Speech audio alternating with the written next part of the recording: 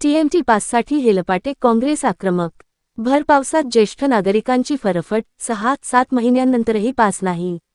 ठाणे परिवहन सेवेच्या ढिसाळ कारभारामुळे ज्येष्ठ नागरिकांना भर पावसात तासनतास रांगेत उभे राहूनही पास मिळत नसल्याचा गंभीर आरोप ठाणे काँग्रेसने केला आहे. ठाणे रेल्वे स्थानकावरील सॅटिस पुलावरील पास वितरण केंद्राला अचानक भेट देत त्यांनी परिवहन प्रशासनाच्या निष्काळजीपणावर जोरदार टीका केली. यावेळी उपस्थित ज्येष्ठ नागरिकांनी पिंगळे यांच्यासमोर तक्रारींचा अक्षरशः पाऊस पाडला.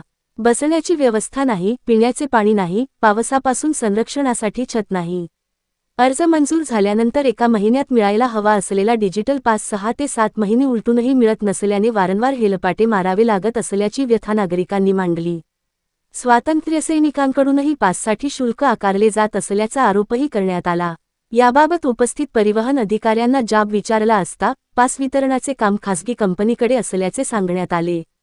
कंपनीशी संपर्क साधल्यानंतर सध्या नगरसेवकांकडून आलेले 200 ते 300 पास तयार करण्याचे काम सुरू असल्याचे उत्तर देण्यात आले.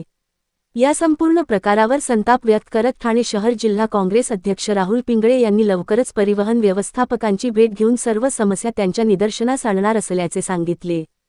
तसेच ज्येष्ठ नागरिकांना वारंवार पास काढण्याचा त्रास होऊ नये म्हणून पासची वैधता 5 वर्षांची करण्याची मागणीही करण्यात येणार असल्याचे त्यांनी स्पष्ट केले.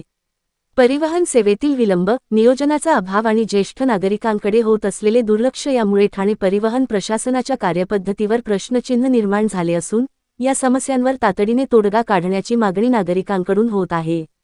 यावेळी अनेक ज्येष्ठ नागरिकांसह ठाणे काँग्रेसचे ज्येष्ठ नेते राम भोसले, महेंद्र म्हात्रे, शिरीष घरत, ब्लॉक अध्यक्ष अजिंक्य भोईर, हर्षल कोळी, चंद्रकांत पाटील, शरद जाधव यांच्यासह पदाधिकारी व कार्यकर्ते उपस्थित होते.